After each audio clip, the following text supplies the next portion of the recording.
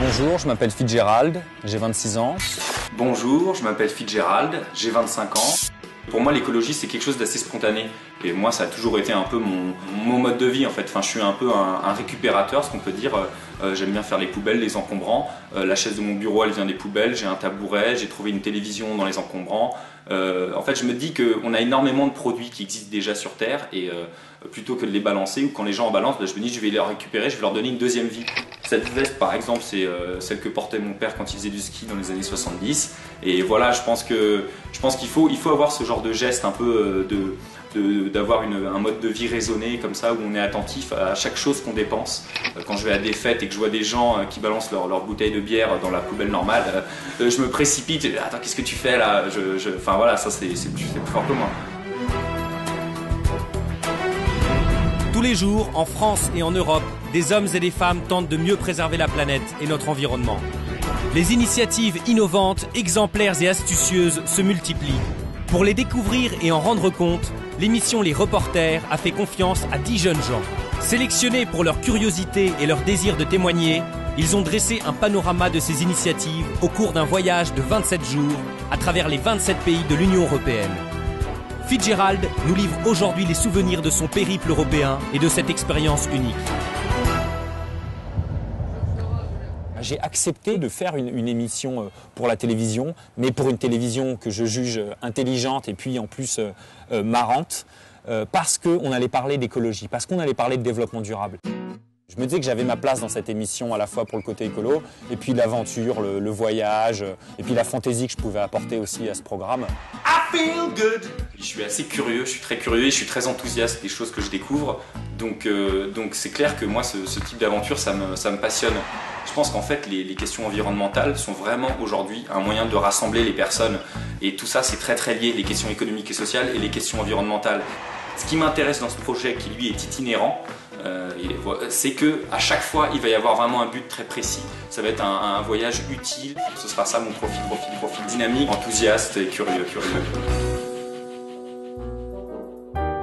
Après le casting est venu le temps de la préparation, donc on a passé presque un mois à Paris à préparer notre voyage et on nous a attribué à chaque équipe un itinéraire. Moi j'étais assez content du mien puisqu'on faisait à la fois un côté Europe latine, Europe du Sud avec la France, l'Italie et Malte, et après on partait vers l'Est, en Roumanie, en Slovaquie et en Hongrie, donc c'était vraiment assez complet à mon goût. Ça c'est bien, il nous a bien envoyé le truc. Trévise-Rome, ça dure 6 heures. 5 heures. 5 heures 10. 5 heures. 5 heures. Donc ça veut dire que si elle Si nous on fait part à partir- 14 heures, on arrive à 19 heures, c'est bien. J'étais assez content de faire cette aventure avec Anaïs, notre équipe des jaunes, aurait-elle dit. Et donc vraiment, on faisait une équipe voilà, assez, opposée. Attends, moi je suis petite mais costaud. Hein. Tu me connais pas. Hein. Ah bah très bien. Bon. Attention, cette phrase sera retenue et pourra être réutilisée contre toi à certains moments du voyage. Je suis plutôt grand, barbu, un peu roots entre guillemets, enfin je sais pas trop comment dire, mais un peu baba cool peut-être vite fait. Et puis Anaïs est plus soignée avec son maquillage, voilà, toujours impeccable.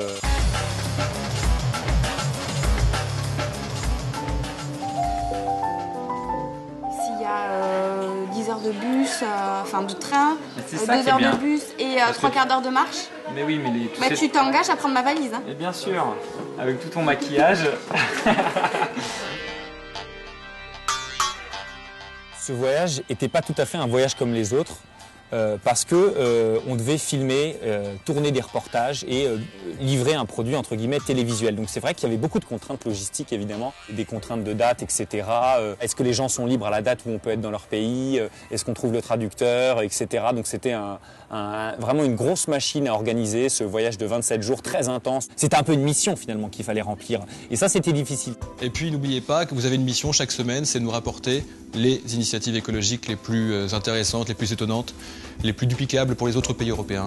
Et bonne route pour les Reporters 2009. À quelques jours du départ, ça y est, on allait enfin attaquer le terrain, hit the road, comme dirait l'autre. Et là, je vais vous dire que c'était vraiment le gros stress. Franchement, j'ai rarement été aussi flippé de ma vie parce que c'était une aventure journalistique pour la télévision, avec quelqu'un que je connaissais assez peu, qui allait être le caméraman, dans des pays que je connaissais pas, à un rythme effréné.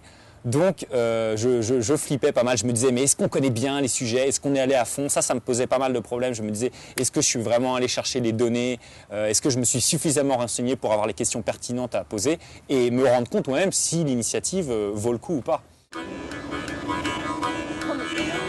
Le premier sujet qu'on a traité, c'était à Rungis, c'était pas très loin, c'était pas très exotique, c'était à une demi-heure de Paris. Ah, le bon vieux RER. Mais non moins intéressant puisqu'il s'agissait du traitement des déchets, du recyclage sur cet énorme site qu'est Rungis, cet immense marché de produits frais, l'un des plus grands du monde.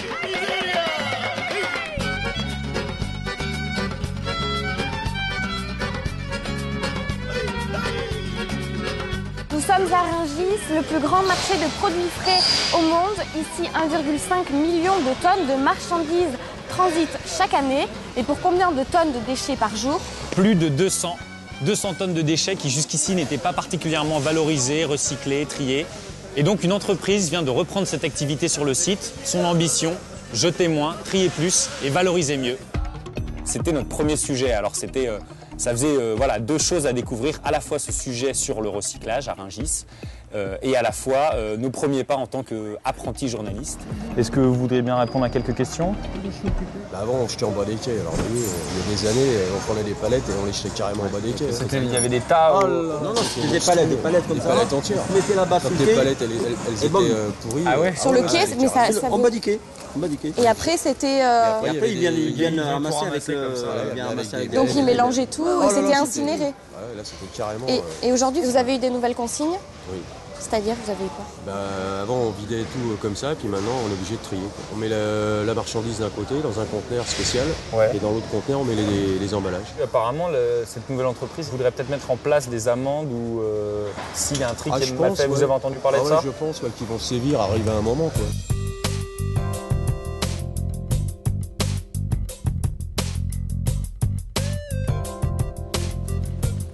Bonjour, Bonjour, merci, enchanté. Gérald.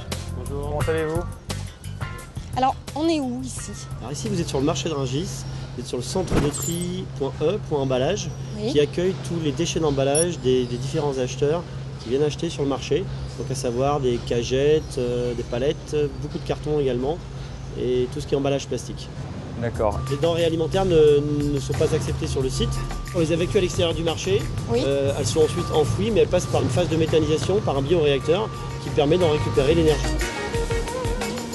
L'ensemble des produits valorisables sont triés sur une chaîne de tri avec des valoristes. Et ensuite, on les met en balles. Donc comme vous voyez là, bagues de carton qui pèsent à peu près un peu plus d'une tonne 100, et qui sont évacuées en fait par semis dans les filières. Donc le carton part directement chez les papetiers. Ah, donc en fait, on en fait du papier recyclé On fait, ensuite. effectivement, on fait du carton avec du carton. Tout le carton et toutes les cagettes sont recyclés. Valorisé, tout à fait. Valorisé. L'objectif d'une chaîne de tri, c'est d'extraire la partie valorisable du déchet qui arrive, d'accord, Mhm. pour pouvoir le valoriser au maximum. Ensuite, le reste, les refus sont évacués en incinération, qui a également une valorisation, puisque c'est la valorisation énergétique qui sert au niveau du chauffage de l'ensemble des installations du marché de Rungis.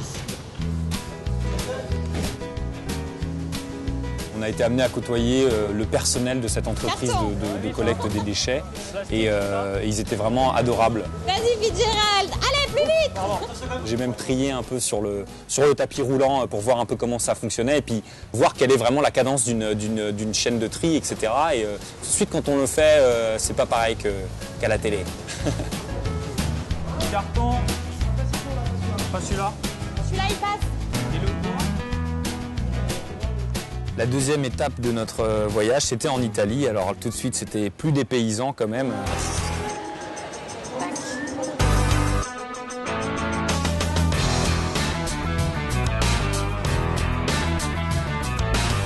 Après de longues heures de train, on arrive dans le nord de l'Italie, à Conegliano. Et on est très bien reçu dans une chambre chez l'habitant, chez Pier Franco. Ça, c'était un bon moment aussi, le premier contact un peu comme ça aussi avec les gens qu'on allait rencontrer tout au long de notre séjour, ces petites personnes voilà, qu'on allait garder dans nos mémoires. Et puis un sujet vraiment super, donc avec une entreprise de collecte des déchets, mais qui construit son bâtiment à partir de déchets, avec des déchets recyclés en matériaux de construction. Donc ça, c'était vraiment bluffant.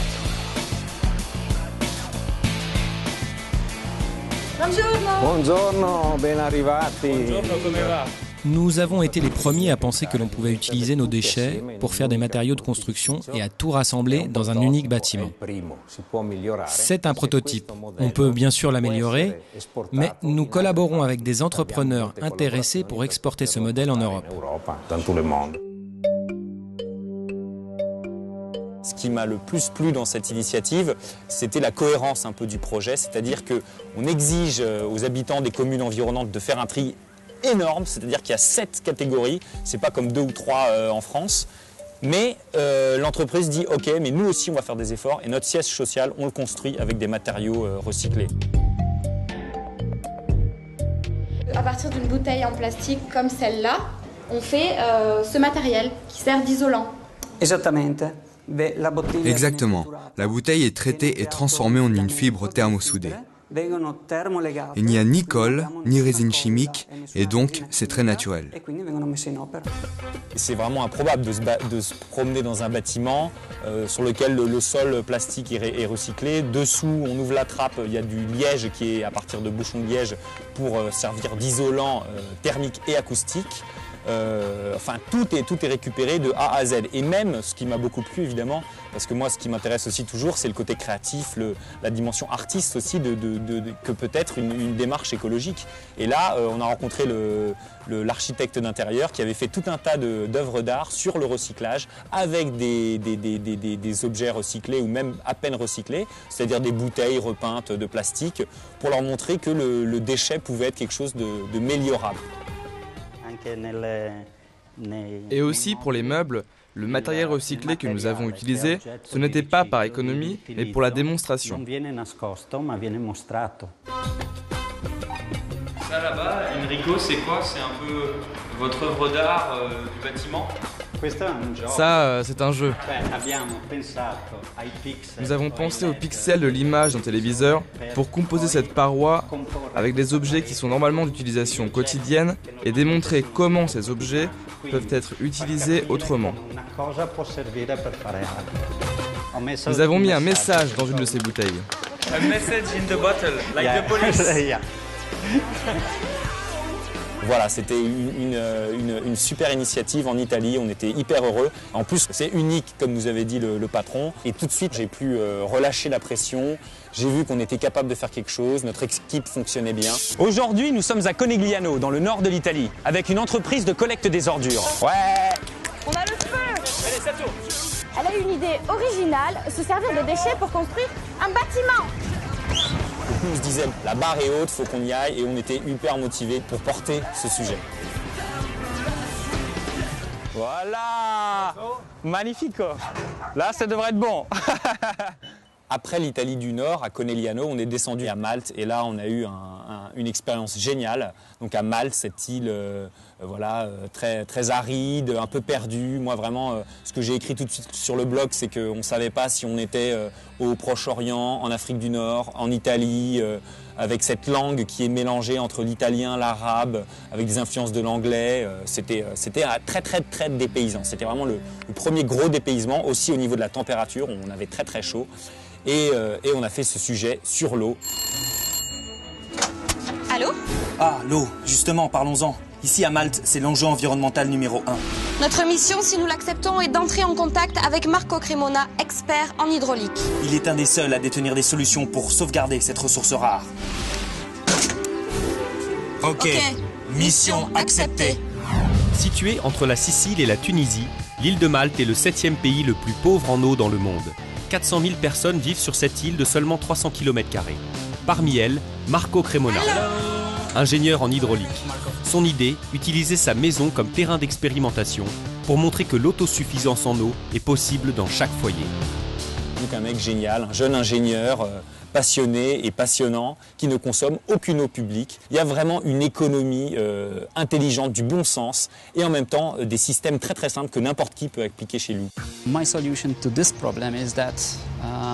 solution à ce problème, c'est de trouver le meilleur usage de l'eau qui nous arrive naturellement, c'est-à-dire l'eau de pluie. Le second système utilise l'eau usée des douches et des éviers, c'est ce qu'on appelle l'eau grise. C'est recyclé et utilisé pour les chasses d'eau, pour nettoyer les sols ou encore arroser certains jardins.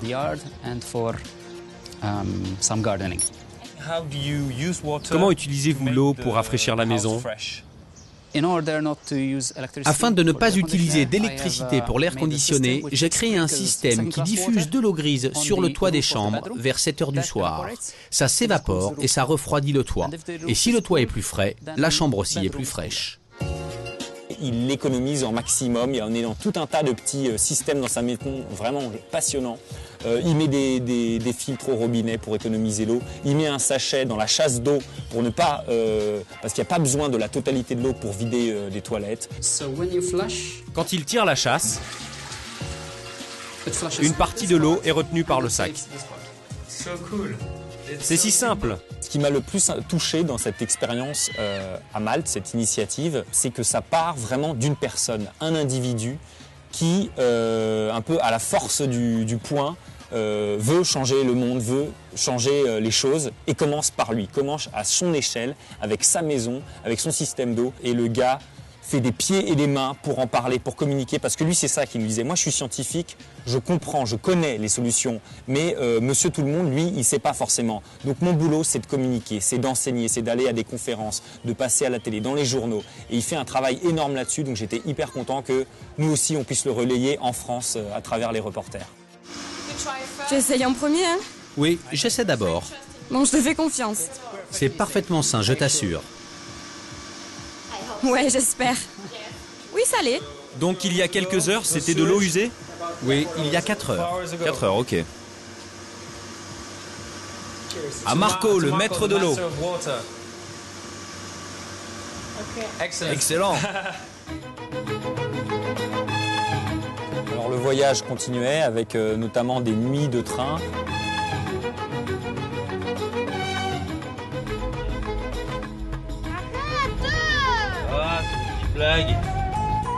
Alors les conditions du voyage, ça faisait aussi que moi j'avais un sac à dos, donc c'était très pratique. Je pouvais courir pour attraper un train, il n'y avait pas de problème. J'avais mon sac à dos derrière, le petit devant, avec l'ordinateur et tout le tralala. Et Anaïs avait son immense valise à roulettes, donc qui était moins pratique quand même pour attraper des trains.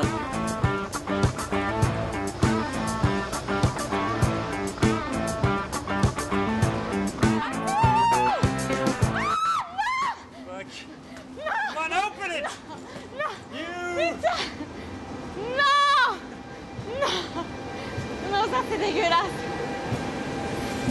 Voilà comment on manque un train. Ah, franchement, 2 secondes. Mais au quotidien, ça allait. Voilà, on partageait souvent la même chambre, voilà, sans problème, sans ambiguïté non plus. Et on arrivait assez bien à travailler ensemble, ce qui était pas gagné d'avance non plus parce qu'on se connaissait assez peu. Là, il est 3 h du matin. Mais là, on est chaud là.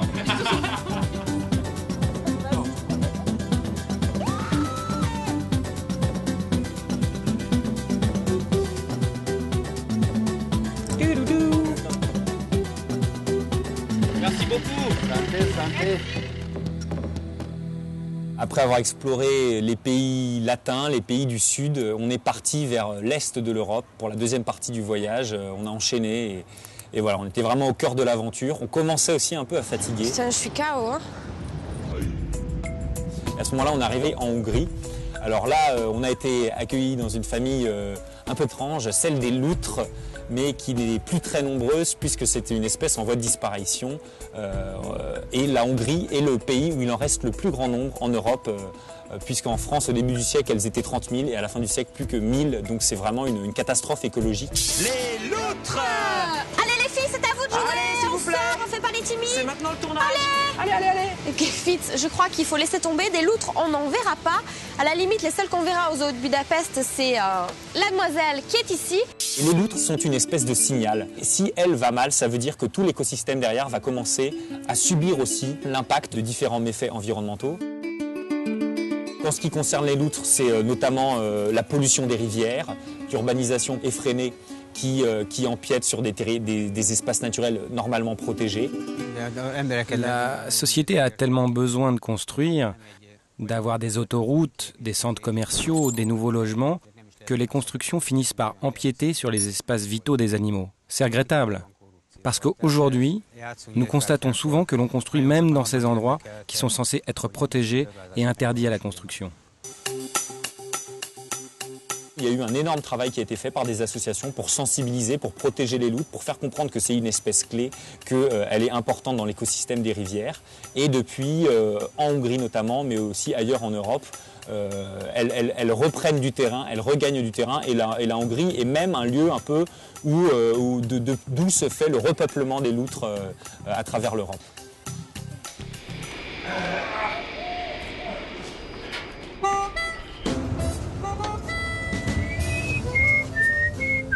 Alors le voyage continuait, c'est là.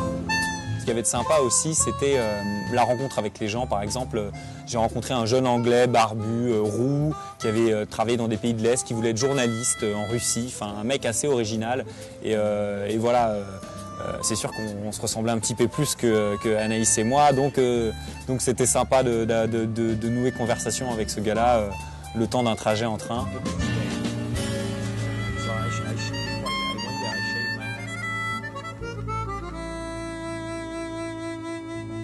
Donc ensuite, on est allé en Slovaquie. Et là, justement, encore une rencontre hyper sympa avec Michel Sladek, un jeune étudiant aux Beaux-Arts de Bratislava en architecture. Et il nous a montré un des projets auxquels il a indirectement participé. Il s'agissait d'une salle de spectacle, de théâtre, concert, construite sous un pont. Donc une construction écolo et artistique exactement comme je les aime. Alors ici, on est à Žilina, toujours en Slovaquie. Et cet endroit, c'est une friche industrielle. Et l'association du centre culturel a construit une salle de spectacle. Oui, ils ont fait une construction un peu éphémère en récupérant 4000 cagettes de bière qui ont été offertes par une marque de bière slovaque. Et ils ont construit ce théâtre d'été. Il était entièrement fait, tout le contour, toutes les parois, avec des cagettes de bière qui ont été données par une marque slovaque. Le rembourrage a été fait avec de la paille et de l'argile. Et il y a un énorme container qui a été donné par un heureux donateur, un ami de l'association des artistes qui étaient là-bas, pour faire le container de l'entrée avec la porte d'entrée et un petit couloir pour entrer dans cette salle de spectacle totalement improbable, dont le toit n'est autre que le pont qui passe au-dessus. Donc il n'y a pas de toit, du coup c'est très pratique. Yeah. C'est parti. Because it's work in progress. Yeah. Yeah. Ah, génial. Cool. So you've got to finish it. Yes. Ok. Ça a été construit dans l'illégalité la plus totale, avec un budget de 2000 €. Mais le maire était venu apparemment au vernissage, à l'ouverture, et était très content. Donc a priori, il ne va pas déloger ces joyeux écolos squatteurs, artistes qu'on a rencontrés en Slovaquie. Tout autour de ce site, il y avait énormément de murs Lego pour faire du graffiti. Et moi, je suis fanatique de graffiti. À travers tout le voyage, j'en ai pris un peu partout parce que ça m'amusait aussi de ramener un peu des clichés, un peu le tour d'Europe des graffes. Et là, en Slovaquie, autour de ce squat, c'était le paradis. Donc il y avait des très belles pièces.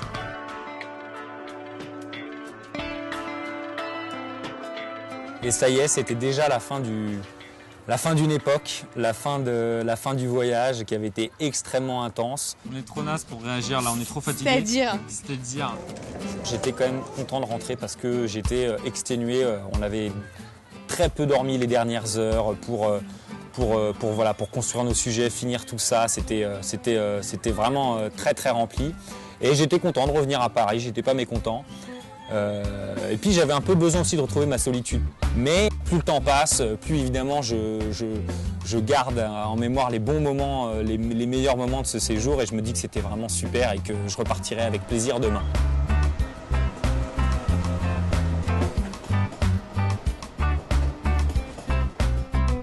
Il faudrait faire exactement le trajet qu'on a fait. Bah là on a fait ça. On est allé en Italie, à Trévise, Rome, Malte, Bucarest, ensuite Budapest, Vienne, Strasbourg, Paris. Et voilà. Notre TGV Lyria arrivera en gare de Paris. Avant de descendre du train, veuillez à ne rien oublier. Au nom de Lyria, je vous souhaite une bonne journée et vous remercie d'avoir voyagé à bord de notre train. Welcome in Paris. Ce que je retiens de cette aventure des reporters, c'est vraiment la rencontre de ces personnes passionnées. Je ne m'attendais pas à rencontrer des gens aussi passionnés et surtout, ce à quoi je ne m'attendais pas, c'est qu'ils nous proposent des solutions parfois extrêmement simples, du bon sens. En plus, ça coûte moins cher, donc vraiment, il faut s'y mettre. Allez, c'est pas grave. L'année prochaine, on repart, on fait le tour du monde.